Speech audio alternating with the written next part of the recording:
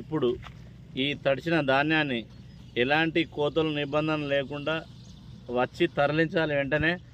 ఈ లేకపోతే రేపటి వరకు ఆ ధాన్యం మొలకలు వస్తాయి, ఎందుకు పనికి రాకుండా పోతాయి. లేదంటే ప్రభుత్వం వెంటనే చర్యలు మేము ప్రభుత్వాన్ని నమ్మి ఐకేపీ సెంటర్లో పోసినాం. లేకపోతే పోయిన సంవత్సరం సీజన్లో సగం మంది రైతులు పచ్చివడ్లు అమ్ముకున్నారు. ప్రభుత్వం ఏం చెప్పింది, మేము చివరి గింజ వరకు కొంటాం, తడిసినా కానీ ధాన్యాన్ని తరలిస్తాం, మీకు ఎలాంటి రైతులను ఇబ్బంది పెట్టకుండా డబ్బులు వేస్తాం, 24 గంటల డబ్బులు పడతాయి అని అన్నీ నమ్మి ఇక్కడ ఉన్న రైతులందరూ ఐకేపీ సెంటర్ వడ్లు పోసినాం. ఈ వడ్లను ఇవాళ మేము ఎంత నష్టపోతున్నాం, ఈ నష్టాన్ని ఓళ్ళు భరిస్తారు. మేము 6 గాళ్ళు కష్టం చేసి ఎన్నో కష్టం చేసి అప్పులు తెచ్చి పంట పండించినాక ఈరోజు ఈ ధాన్యాన్ని కొనబోతే ఈ రైతుల గోస ఆల్రెడీ నిన్న రైతులము ఇక్కడ 10 మంది రైతులు మేము మందు డబ్బాలు పట్టుకొని చచ్చిపోయే కాలం ఉన్నది, రోడ్డెక్కే పరిస్థితి ఉన్నది.